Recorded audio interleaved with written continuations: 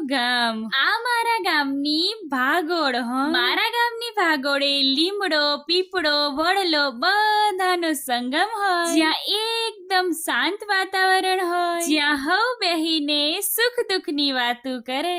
આ હે મારા ગામનું તળાવ. તળાવની અંદર 5 કદમના ઝાડ હે. અદ્ભુત નજારો.